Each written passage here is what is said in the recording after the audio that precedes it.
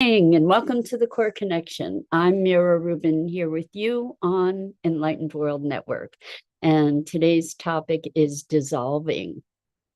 And we're going to be talking about dissolving in the context of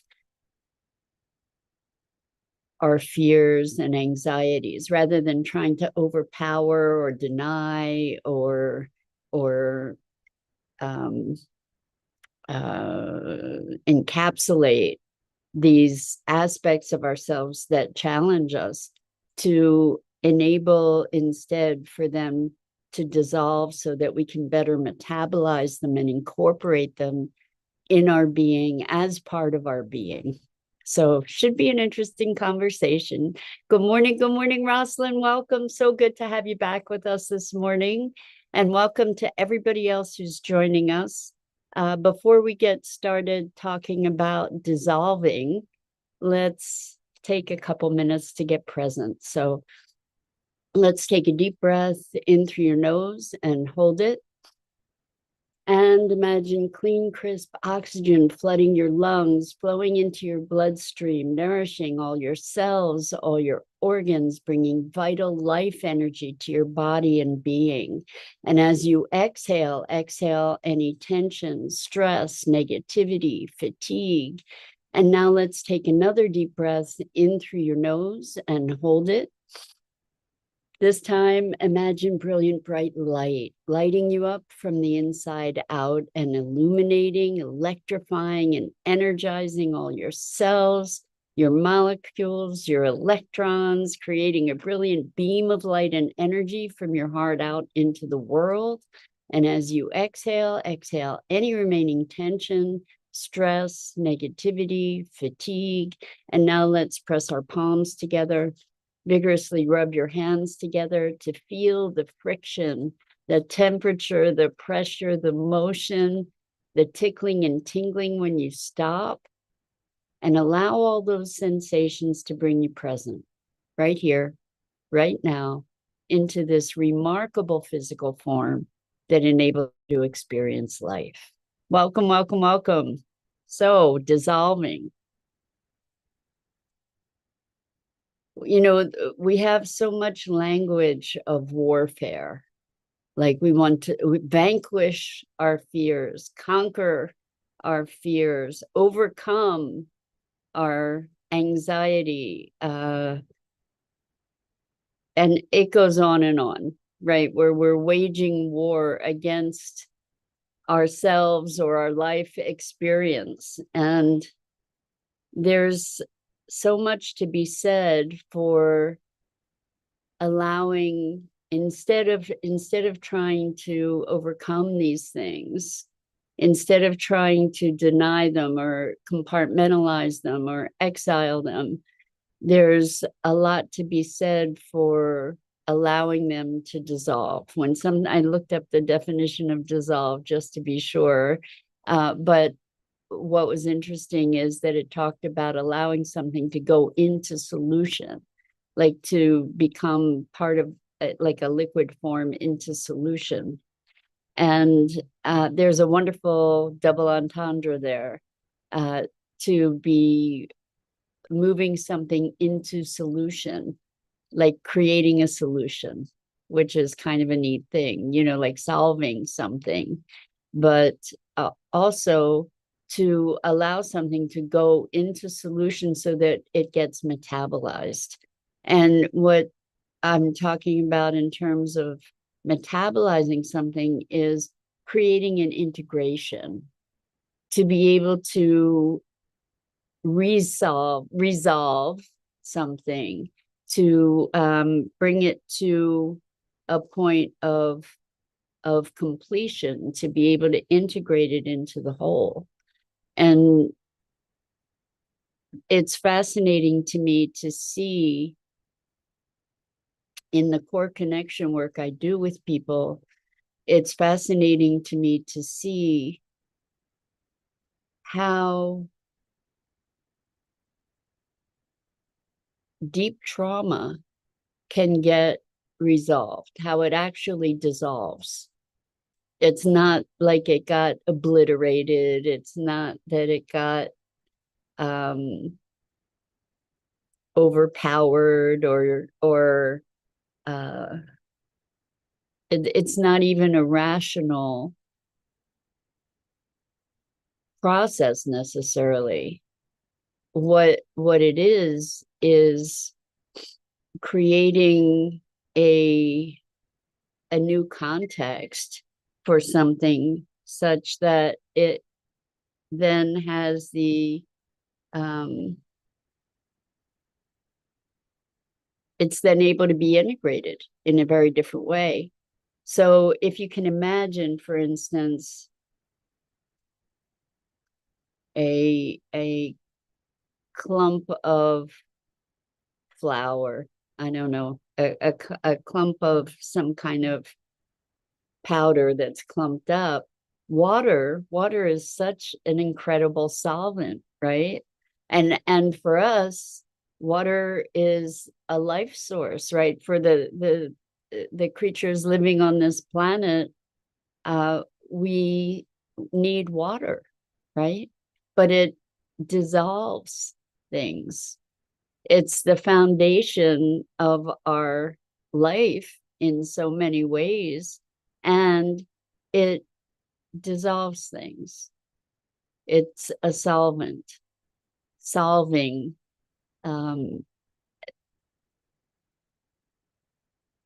So the way that water works, maybe we should have been talking about water today. I don't know. We are anyway. Maybe I should have called it water, is what I'm saying. The way that water works is really quite miraculous, something that we don't think about, that we kind of take for granted. Like, why is water such an amazing solvent? I don't have the answers, by the way. I'm not a chemist or microbiologist, or but it's amazing to me how water in its many states will just sort of in a running river will wear away the hardest of stones over time, right? Just that constant motion. That so Rosalind says our bodies are 70% question mark water. I know it's a super high percentage. It might be more than 70%, but when we think about allowing things to go into solution, to dissolve, to be sort of worn away or broken apart, even that language is kind of has its violence to it, you know, in talking about broken. But there's a gentleness that is available to us in our work of transformation that feels like flow. Again, back with water, that feels natural, that feels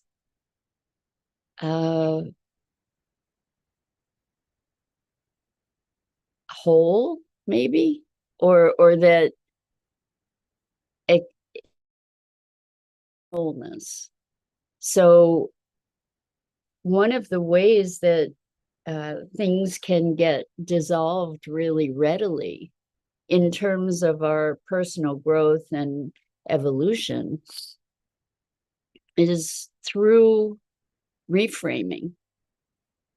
And reframing is a super, super powerful tool where we use our cognitive capabilities to our own advantage, to redirect something. We've been talking about neuroplasticity lately, and neuroplasticity isn't a positive or a negative. It's just the way that we work, that we learn things, we create new neural pathways, we create new synapses to that impact our way of being, our way of thinking. And we can take deliberate steps toward directing this superpower that we have to reconfigure or reconceptualize, repattern ourselves and our relationship to the world. So reframing is something as simple as, is the glass half empty or is the glass half full? And that's really kind of a classic, just to look at a perspective from which we view life. So these ideas, these beliefs, these patterns that we have of thinking and being, and the patterns that we have for creating a context of our experience in the world, is very malleable. We tend to believe that beliefs are true. And culturally, we've been confronted with so many opportunities to challenge that assumption, right? That we've all been caused to question what's true, what's real, what's not real, where we have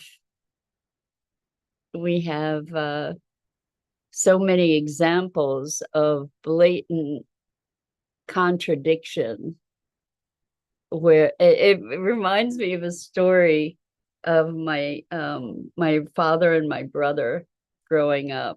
Oh my gosh. I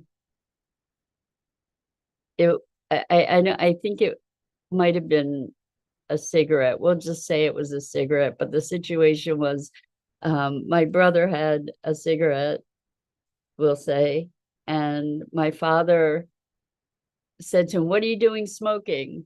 You know, what are you doing with that cigarette?"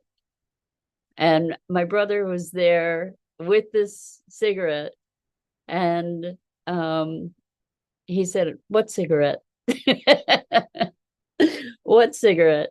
And like the cognitive dissonance that created for my father, I think he ended up speechless. I don't know what the exact outcome of that situation was, but that's kind of what we're living through in our culture, where people are denying the actual existence of something that it's like right there, it's visible, it's provable, and then there's this denial, like right in the open. So it's caused a cognitive dissonance, I think, for so many of us. And so there was an idea that what's true is true, that our beliefs are who we are. That's another really interesting thing to be noticing, how so many of us really, really identify with our beliefs. We're very invested in our beliefs, like that's how things are.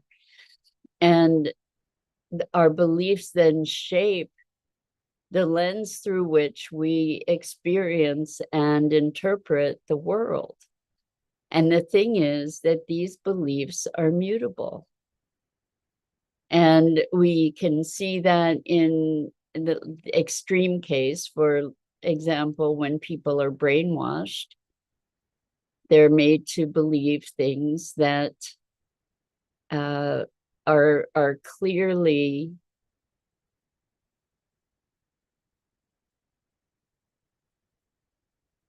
manipulated. And I guess we could say that about us, right? We could say that about us in our culture, that we are being brainwashed all the time by media, by advertisement, by the stories that we consume. So it's very, very interesting to notice all of these programming elements in our culture. I was having and by the way, just to bring this back around to dissolving, what we're talking about is dissolving dissolving as much of these imposed programs and beliefs as possible to get to our own essence, to dissolve the things that are between us and the authentic expression of our being. So I had this conversation with a friend who was talking about another friend, just sort of trying to give me an intro to this person. And they were talking about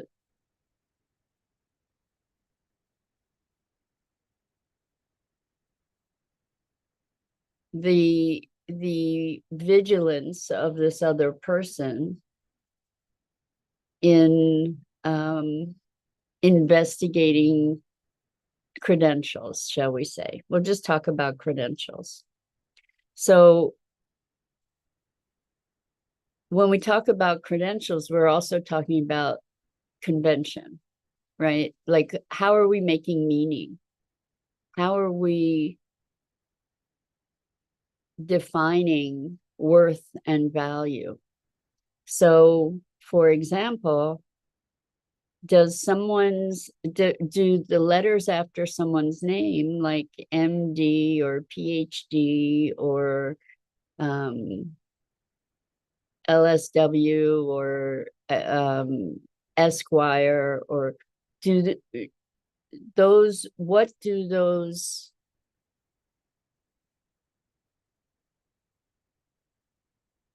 attributions, what do those credentials mean?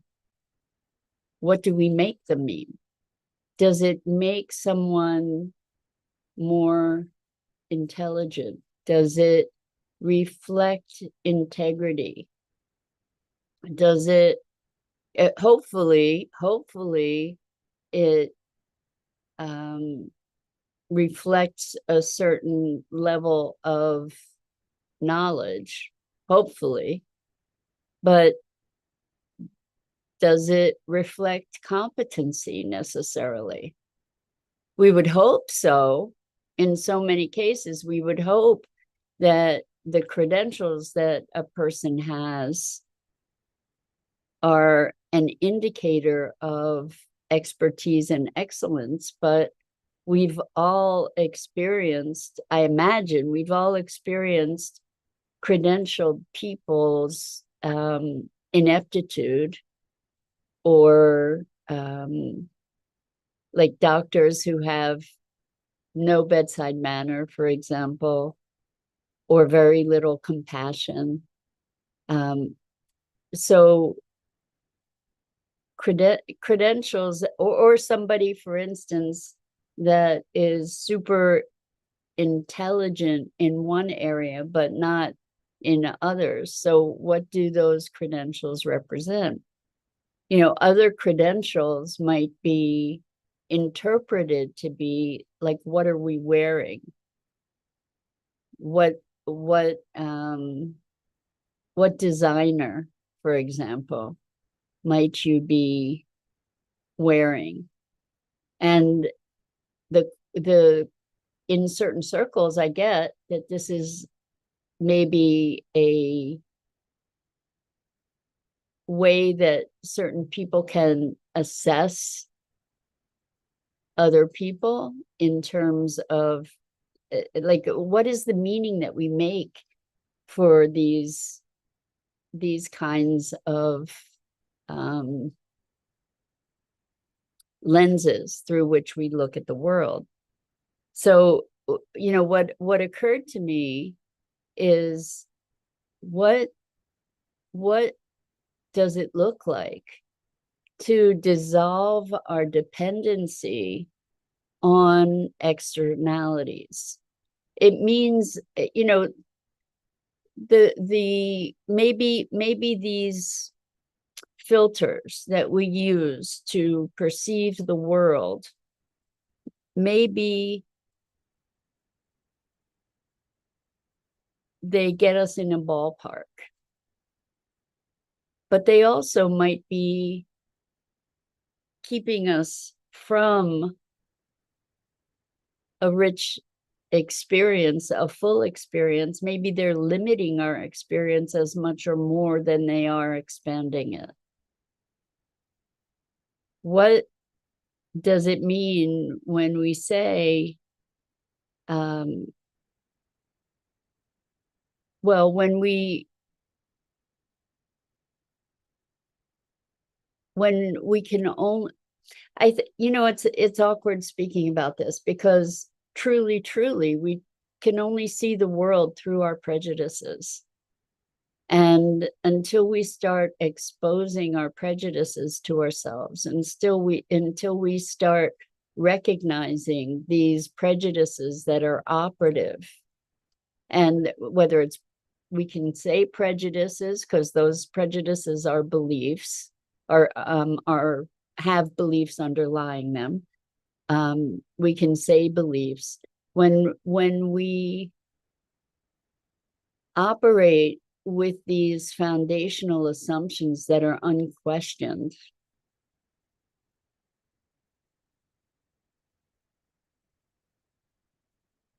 we are not the stewards, we're not the conscious stewards anyway of our own lives. And so being alert to and dissolving our blindness to these prejudices is a very, very powerful thing. Like dissolve, and so much of our sense of self, again, talking about the attachment to these beliefs, these prejudices, these attitudes, these behaviors, as we're able to dissolve our connection, dissolve our attachment to those things, maybe reframe them in a profound way, what might be available to us. So I have this friend who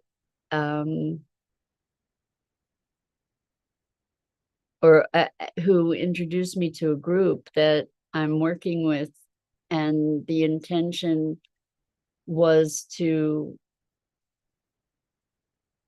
become more aware of the impacts, the unconscious prejudices relating to race and gender and the patriarchy and all kinds of things like that. And so we talked earlier today about how reframing can be a super powerful way to allow things to dissolve. And so what happened was, we in having conversation with this one person, it became really clear to them. They got to see a different perspective on a certain relationship dynamic that blew open this whole experience of how deeply enmeshed they were in the patriarchy, seeing certain prejudices that they had never ever seen before. And it started gaining its own momentum, and now they're seeing more and more and more of these situations that had been completely unconscious, which the foundation for those prejudices and for those unconsciously held beliefs, the foundation is now dissolving, and they are metabolizing it in a way that is very different from, I'm going to fight this, that, or the other thing. It's working within them. It's gaining its own momentum.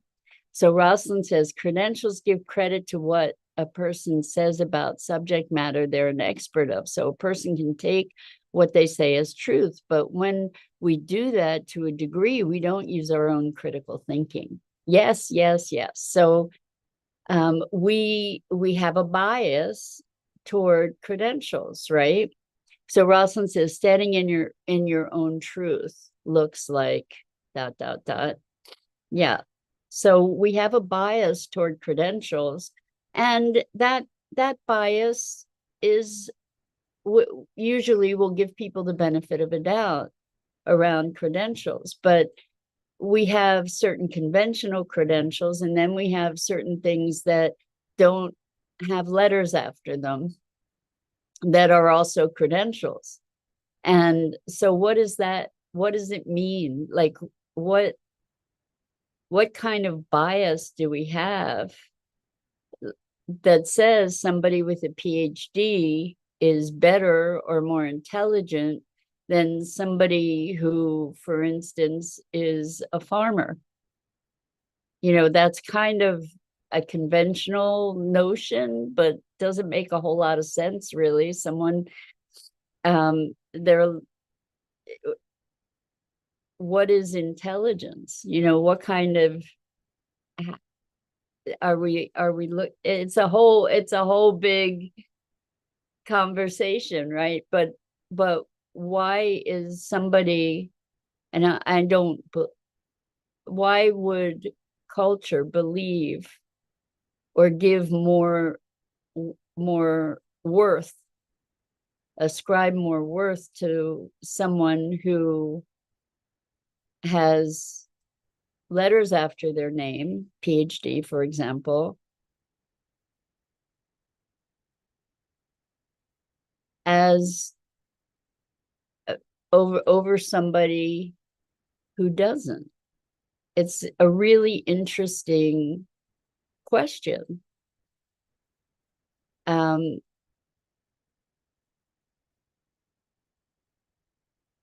I think it's a really interesting question. And one of the things that we can recognize is that there's an area of specialty, hopefully, that person has excelled in, but what does that mean, or specialized in, but what does that mean beyond that narrow context? And even within that context,